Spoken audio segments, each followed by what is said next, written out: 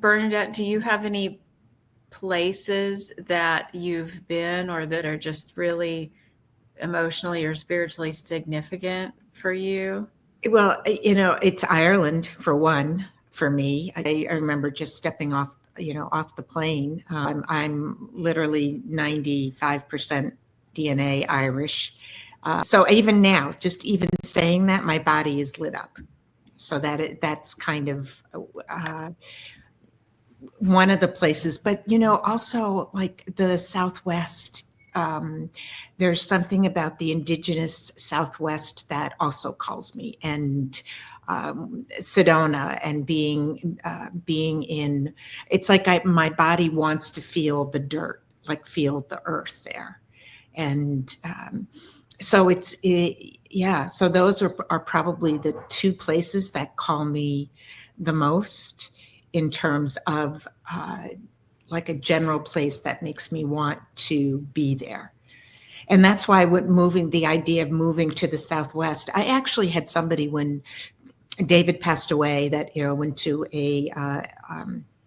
not a medium, but somebody who had kind of mediumist. And we were talking about what I was going to do for the rest of my life. And I said, maybe I'll go to New York, and she said, I see you in the Southwest. And I was like, the Southwest?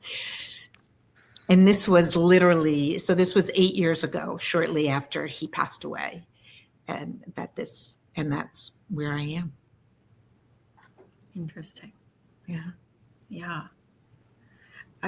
I wonder if there's a term terms for our attachment to spaces, to geographical locations, or are there any? I think it's a hugely underappreciated side of this work. Mm-hmm. I've had a lot of experiences of going to a location and boom, and very often you're drawn there without even planning to go there, and suddenly you find yourself there, and stuff kicks off. Or else it can be. I remember when the first time I went to New England, and I just landed there, and it just felt like home. And then some years later, I discovered that there was a past life involved that was unresolved, and it's like, oh. Well, I think that's one of the things that people might be really into, or also very skeptical of when they start to do ancestral healing work, is, there's our physical ancestors, and then, if you believe in reincarnation, then there's the multiple levels. And the interesting thing for me is that there are two past lives came up specifically as needing clearing. One of them was in France and the other was in New England, and I ended up living in both of those places. And I feel that the living there was necessary to reconnect into them. So it'd be interesting to see if that's a pattern with these kinds of occurrences. I would love to hear more about that, Michael. And I'm sure, Bernadette, you have a story. It looks like you have a story as well. But I want to respond to you before I forget. Actually, I just put something together that I had not put together. We went to Cambodia in 2018, the fall, winter 2018. And I felt like I had been there. And we went to this small fishing village where the homes were right on the dirt road through town. You could see in the windows of their homes, like people were just living their life, and you're right there on the street, kind of looking at babies watching TV and moms in the kitchen. It's like you were on a tour of just their home. And I remembered that when I was a little girl, my first, I had an imaginary play life that I was living in I would play a lot. I was a slum girl, and I was doing the laundry. Like, I was living in a very rudimentary home, and I would take care of the home. That was like one of my first imaginings. And when I went to this town, I was like, was this my home? This felt like my home. Like this felt like what I was pretending when I was a little girl. I came back from that trip, and that's when I got sick with Lyme disease. Hmm. Oh, It just dawned on me yeah. that I attributed that small village to, I completely made up this story that I had been bit by a mosquito in this small village, and it kind of ticked off my immune cascade. I made that story up because I was like, I have this sense that something happened there. And the brain needed something to make sense of it. So it invented the mosquito story, and now you're seeing something different. Yeah. Wow. So, uh, thank you, Michael, and I'd love to hear both of your stories about this sense of connecting to a place. What two things came up for me, and it's not so much me, but I thought about Atlas and the beautiful mosaic that is around him, and that he will have um, a lot of different ancestral connections with him. Um, you know, Yeah. So, for our listeners who don't know, Atlas is my son, but he had an egg donor. So his DNA is both my husband's and this woman who is from both uh, Uzbekistan. No, I'm sorry, Azerbaijan and Ukraine. And his father's Indian, and I'm Sicilian Scottish. So yeah, Bernadette, he's got and his it, name is That's why his name is Atlas, because yeah. yeah. Living Atlas. Yeah. And then the other thing that came up for me, which is that my little grandson recently, my daughter was reading him a book, and there was a picture of a ship that looked like the Titanic, and he starts pointing to it, saying, "I've been on that ship. I've been on that ship," Oh, and yeah, and he said, "I was a little girl." And he said, I couldn't find my seat. And my daughter said it wasn't the Titanic, it wasn't but the ship, the ship itself. And she asked him, was I there with you? And he looked at her, and like, with kind of like not sure, and then said, yeah, you were there. So he was, I'm sure, with his mother on that. And she said it's come up multiple times.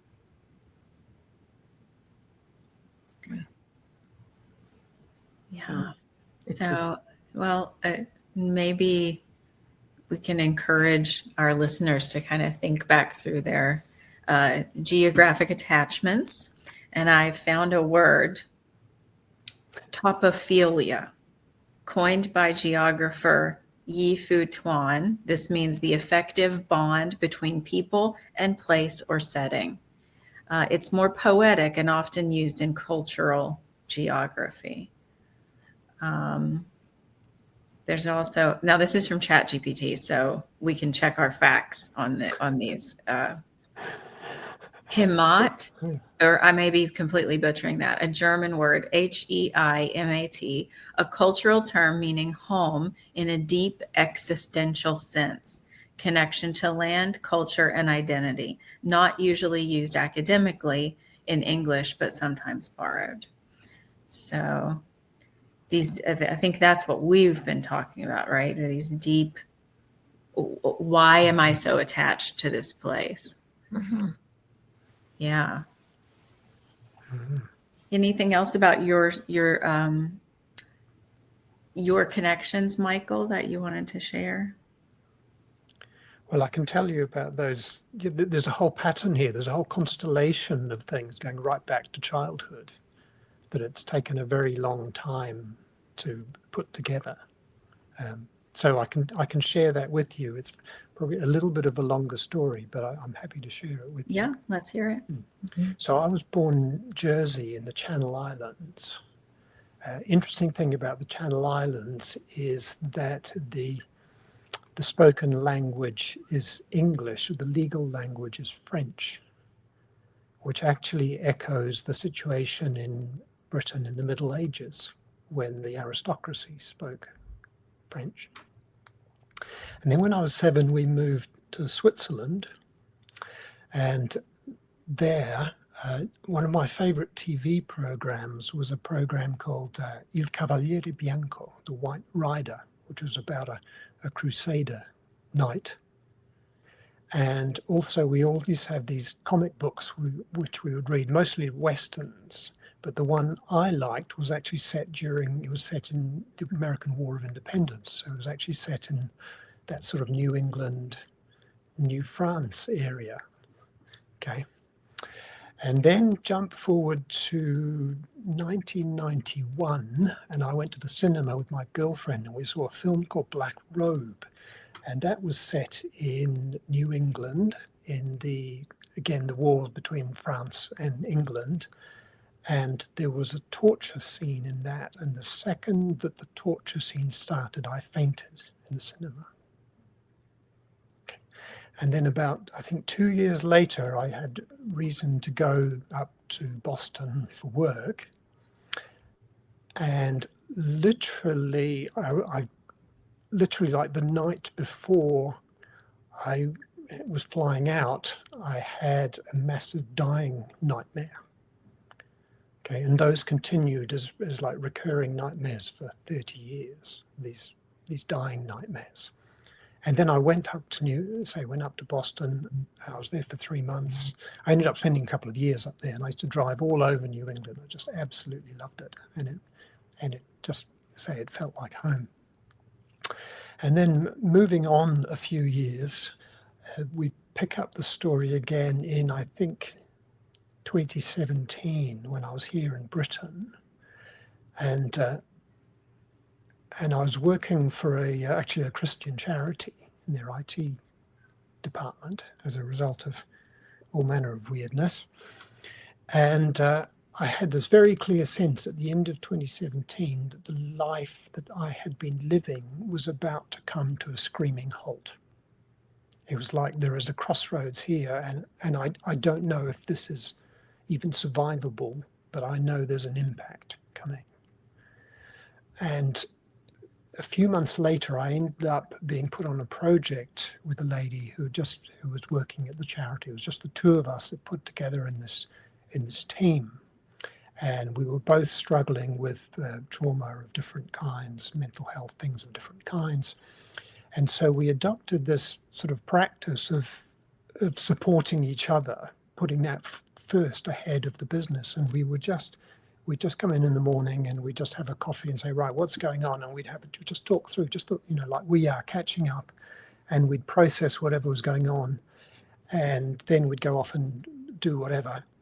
And it became clear that it was like it felt like the first time in my life that I had been held and heard. And there was just this incredible sense of nurturing. And there was it wasn't a romantic connection at all. It was like a nurturing connection. And eventually that finished, and I left, and the separation from her was incredibly intense. It was like a real addiction experience, even though it wasn't a romantic experience. Just the separation was really intense. And eventually I did a lot of work on inner work to clear, I don't know what this is. I want to clear this out. And eventually I was given a message that she was my surrogate mother. And I immediately understood what that meant. And what it meant was that my mother had not been able to give me any emotional nurturing. She'd physically nurtured me, but not emotionally. And that this care that we'd provided for each other had been been enough to provide that missing input, and all of this sort of trauma coming off the back of it all started clearing away. And I thought, right, good, that's, this is done. And then around that time, this is now late 2019, it was my son's 16th birthday. And for that, I took him on a secret trip to Toulouse in France to go to the Airbus factory there, where they make the aircraft, and we did that. And then we ended up going and visiting this town called Albi. And so we had no intention, we just had a loose day, and we just turned up there, and I went into the cathedral there. It's the biggest brick building in the world, it's massive. And suddenly I felt incredibly ill, just all of this massive stuff kicking off. It was just horrific. And the next day we went back to Toulouse, and the whole day was horrific stuff kicking off. And I was just in a complete mess. And I thought, this is, I can't live like this. This is such a mess. And we flew back to Britain, and I thought, I have no idea what's going to happen tomorrow. And the next morning I woke up with the greatest clarity I've ever woken up with in my life. And it was something I knew I had to do. And it was 20 years earlier, when I sort of started my spiritual journey, I'd received this past life reading, and it had been written down in a diary, and I had just forgotten about it for 20 years. And I got out this reading, and there it was, that I had this past life as one of the leaders during the Crusades. It was a French crusader who'd been involved in what was called the Albigensian Crusade in southern France. And so that experience I'd had in the cathedral was the reconnecting with that life, which was obviously there'd been some violence and all of that going on. And then a few months later, I was led to understand that person that I'd been working with, who'd given me that nurturing, had been my mother in that past life, which was again a necessary for the reconnection. And I actually reconnected with the memory of being in a chapel with her when I was like 7 in that lifetime. I could see my clothes and things. And I also, I actually connected with a body memory, like a somatic memory, that she used to slap me when I misbehaved. And I can actually feel it. It's like a groove. And if I get the right angle of my head and the right angle of my eyes, I know I'm repeating that pattern. Mm-hmm. And the reason I was moving my head in a way was there was actually a smirk, because as a child I was provoking her, because I didn't believe that I was good and I was living up to her, and so I was provoking her. So all of that came back, and I was able to process through that lifetime. And from then I moved on to a second lifetime, which was also in this reading, which was one in New England, which is where I was actually captured by Native American tribes and tortured to death. And those 3 lifetimes with this one is the balancing lifetime for the other 2. And the whole sequence of events was incredibly mechanical, incredibly logical. It unfolded over all of these years. But the whole thing, there was a sense to it that was really, really difficult to escape, even though it sounds just completely crazy. Mm-hmm. Bernadette, any thoughts or reactions to Michael's story? Well, I was just, it's the weaving of it and the sense of when you feel it, you've had that experience of having the past life reading, but then when you viscerally feel it when you are in the spaces, and I think that's what stands out the most, because I think most of us, if we look back, that we have those moments where we are in a place that just feels, for some reason, very connected, and often don't understand. No. But there were just so many pieces, so many. I've left out quite a number, but it was just this jigsaw puzzle that just kept coming, and each piece just made more sense of all of the other pieces. So if it was a delusion, it was a very, very long and sustained one that involved moving to all of these countries and all of this stuff. It's like, how do you make this up?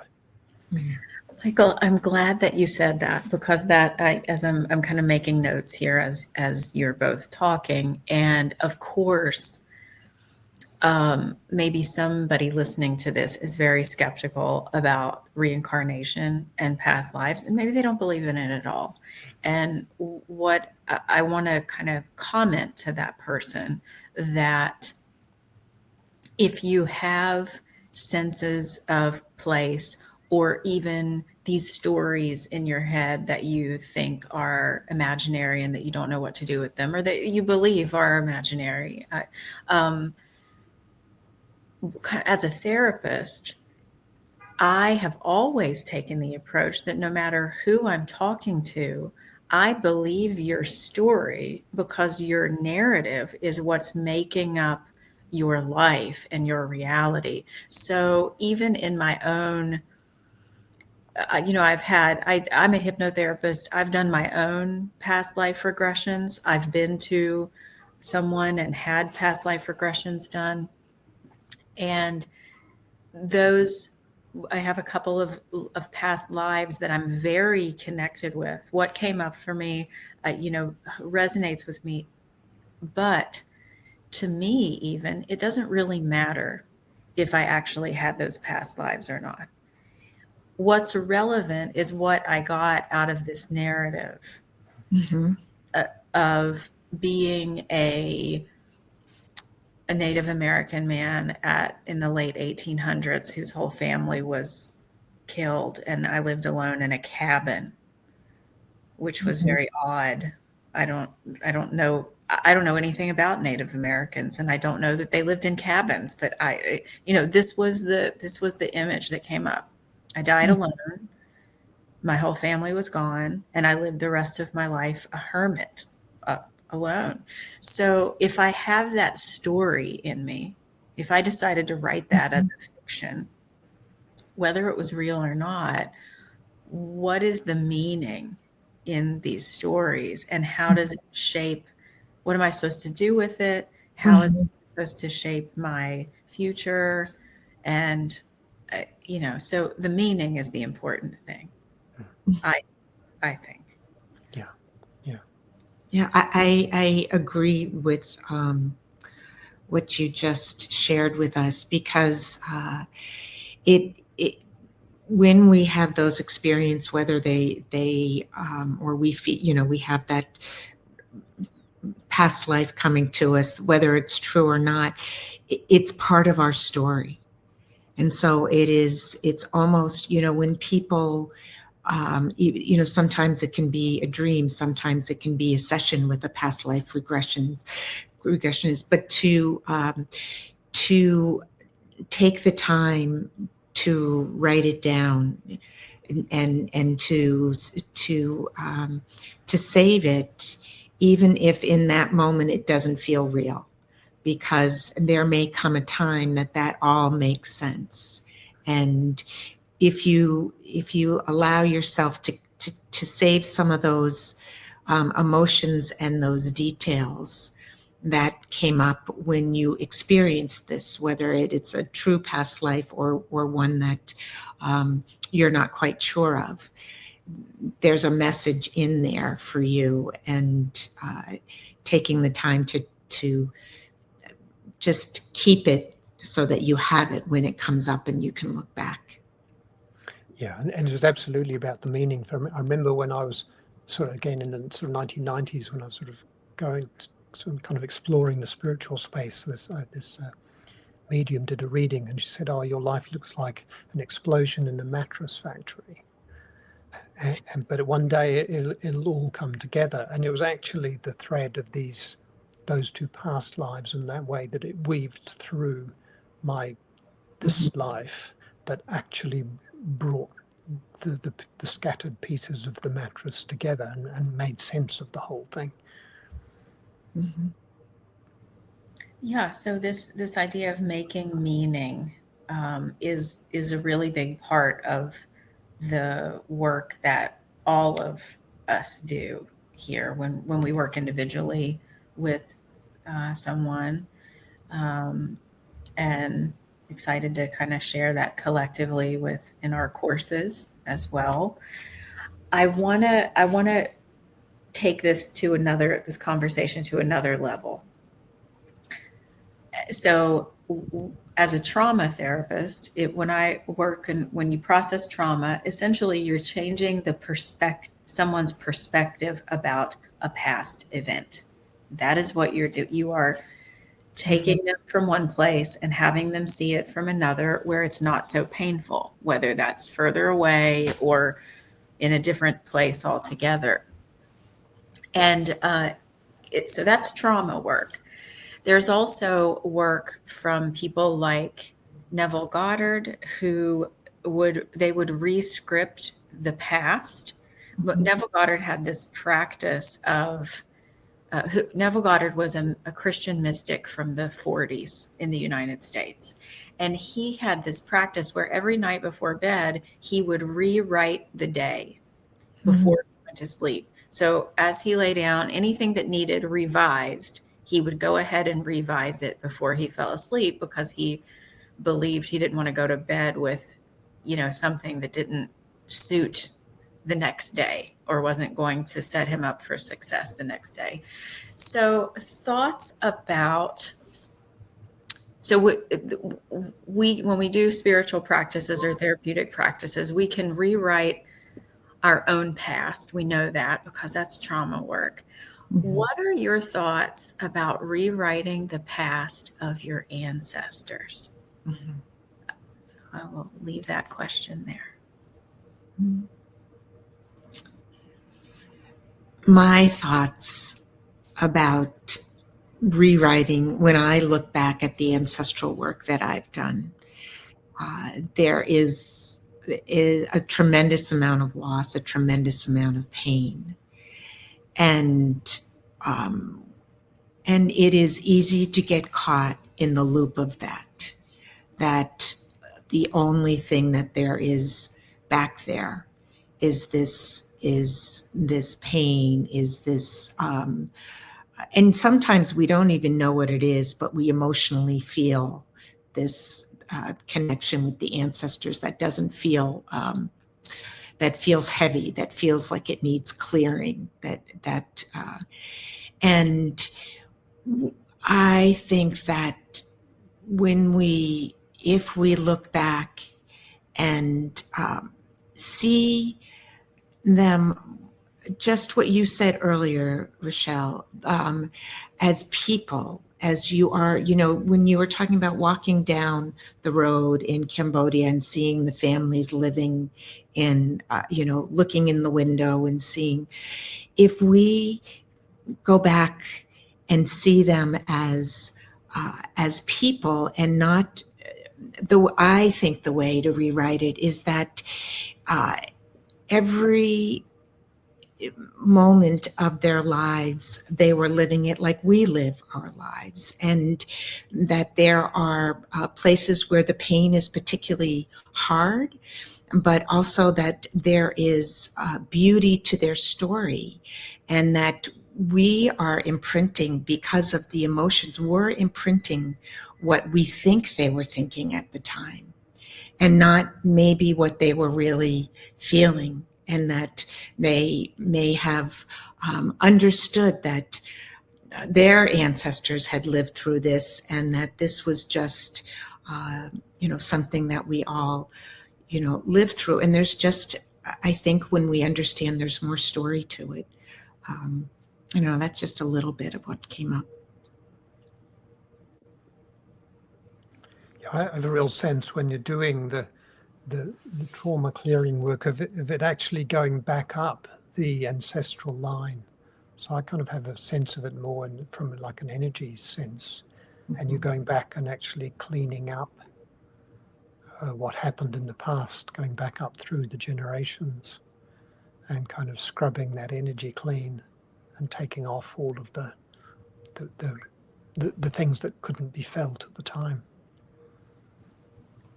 So I want to give an example that might be common for someone listening.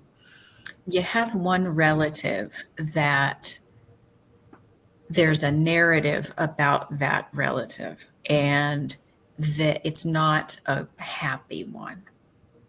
It's not maybe even a respectful one. Maybe it's one that everyone jokes about. I mean, the trope is like your drunk uncle, right? Or the perverted uncle.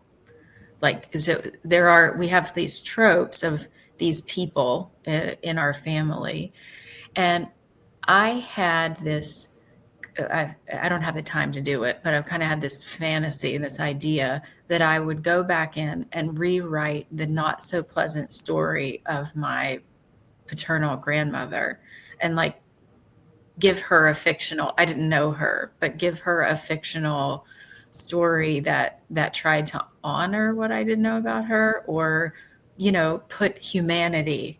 I think, to what you were saying, Bernadette, I know my grandmother as this one-dimensional human who was afraid to leave her home and illiterate and difficult, and these the way that she was portrayed to me, and I don't like that. So any thoughts about that? I actually had an experience of this quite recently around my grandfather, my father's father, who walked out on my father. And one of the things that I've been trying to understand was when that happened. And my grandfather got disinherited at one point in 1937. So I always presumed that had been a response to him walking out of the marriage and abandoning my father with a stepmother. And recently I found out that actually at the start of World War II, they took a register here in Britain of everybody in the country. And that showed my grandfather still with the family at that time. So I'm now pretty sure that he actually stayed until my father left home to work on the war effort. And so that actually casts my grandfather in a whole different light. Just that one piece of genealogical puzzle piece. Yeah. And as you with your grandmother, I also have this. It was my great aunt, who was the oldest of five little girls who were orphaned, and everybody thought she was just the mean one, the never happy, just really difficult. And her sister, my other great aunt, was the party girl, was the one that everybody loved being around. And when I went back and looked at the story of Nan, who was the oldest one, she kept that family together. She got the girls were all in orphanages, and she got them out, and they were living together in New York. And when I understood that, it rewrote who she was to me immediately. I had such love and respect for what she was able to do. Um, and I appreciated the fun one because she lightened our lives, but I gave a lot of love and sent a lot of love to my great aunt Nan. Okay, so sometimes the shift in narrative can be from deeper genealogical work or historical context. even if we don't find specifics about our family, if we know specifics about the place and the region, the Mhm. culture, the political environment at the time, then those can sometimes shift how we see the behaviors of our relatives. And then sometimes we do find out a specific piece of information about someone. And then I think in maybe in my example, I mean, I can do those things, but I was thinking of just really trying to, like, if I were going to write a story about what I know about my grandmother and making it a beautiful story of someone that you just really wanted to get to know, that's not factual at all. That Mhm. I might do historical research around that, but not factual. Maybe from feeling.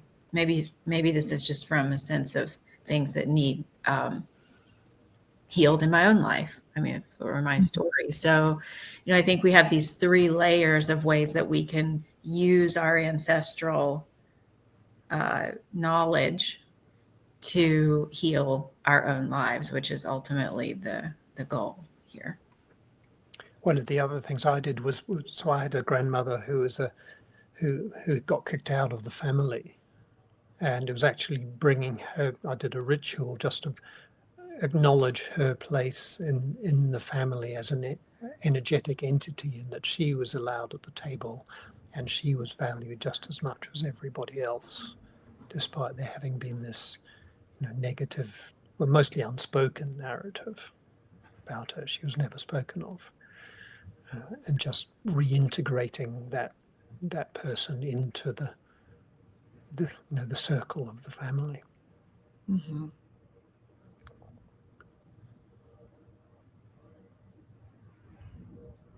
You know, it is often, this just came up in my, it is often that people will come to me and one of the first things they'll say is, I don't know anything and I don't have any history.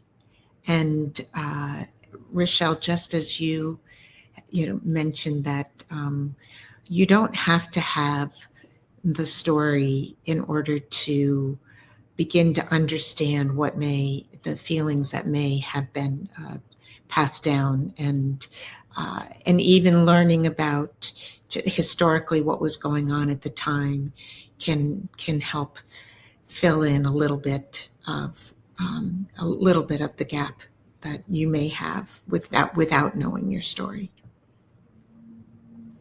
Yeah. Awesome. Well, I think we uncovered some pretty powerful directions that people can take if they're uh, already on this journey or want to get started. Mm-hmm.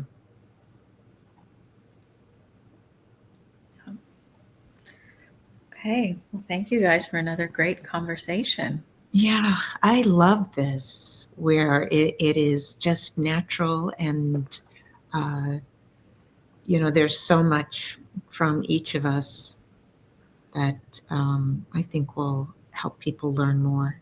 And it's calming, it's not Mhm. it's not a flashy, learn this. Uh, it's a calming. And it's nice with the three, just going around and the different voices and views and experiences. It's great. Awesome. Yeah, this was a really good one. And I'm just seeing a lot of potential for each of these. That, Mhm. I mean, they can turn into full modules of their own. We can have guests come and talk about these topics. The depth is there. Yeah. Mm. I Yeah. don't think we're ever going to run out of things that we can talk about. Seriously, like there's so many layers, and um, yeah. So I think I told you this already. Did I tell you that I joined a school academy for something else? Okay. So I'm fully immersed in that school academy, and it's a really good step by step kind of framework of how people move through a journey. Hmm. specifically a sales journey, because that one's more finance focused. But the first entry is the free school. Like there's a free cafe for everybody. And I think that's what, with these Tuesday morning sessions, I think that's pretty much what we're doing anyway. Mhm. So if we did, I think we can use Teachable as the school platform. I'll look through Teachable today. Okay. I think so. So, we can have like a member area where people are just constantly seeing things uploaded in there that's free. Mm-hmm. And then the next, and this all kind of attaches to the website. So, and then the next level is I just called it the healing circle. I don't know what to call it, but then that would be, I'll tell you how they do it. I'm in a learning program. So the next phase after free is what's called the quick win, because it's a month long program and they want you to get a quick win so that you're invested into sticking Mhm. around and you've gotten real value. It's extremely high value. I'm extremely satisfied with what they gave me in a month. Like, couldn't be happier. Nice. So, just kind of, I know we're still kind of playing around with frameworks, but they almost use this month as an onboarding and an orientation, and then they invite you in to the next level, which I've Mhm. already paid for, by the way, because I liked it so much. So, I think it's very effective. Even their kind of sales model, main thing being they provide good quality stuff. So we have the free one.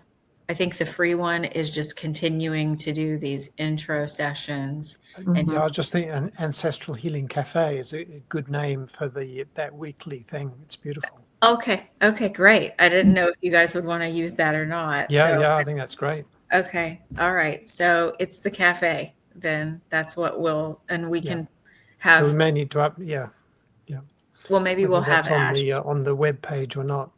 Okay, yeah. So we'll have him update that. Let me open up. Did you see that email I forwarded to you, Rochelle, from Ash? Yes, I Yeah, I did. wasn't. I Yeah, actually haven't had a chance. I opened it in the night, I think, and then I was like, I can't look at that right now. So, but I did. right. I opened it, but I didn't read But I it. think we've sorted out the hosting issues, and as far as I know, the site's all good to go, and we just need the last few updates. Oh, okay. Okay, great. So I think he just needs a LinkedIn page as one of the things remaining. There's just a couple of things remaining on Yeah, there, yeah. which I haven't started a LinkedIn page yet, but Okay. so I will write to him, and I'm going to look on Teachable and make sure that people can pop in there. I like that too. Mm, I do too. I think that's awesome. And you guys got the family constellations training, if you want to do that. Mhm. I've actually got a book on that, which I bought a few years ago and never read, so I thought I should probably read the book I bought. Yeah, I think I have a book as well, but the experience of it is, I mean, you guys are going to love it if you haven't already done it. It's so cool. It is just, at some point, it would be probably beneficial to have a constellation expert Mhm. do a module here for sure. Yeah. Yeah. Yeah. I don't even know it fully, but I know that that would definitely be a great thing to be in there. Yeah. Yeah. Okay. All right. Well, so I am traveling next Friday, and Mhm. then the next is wait, the following is Black Friday.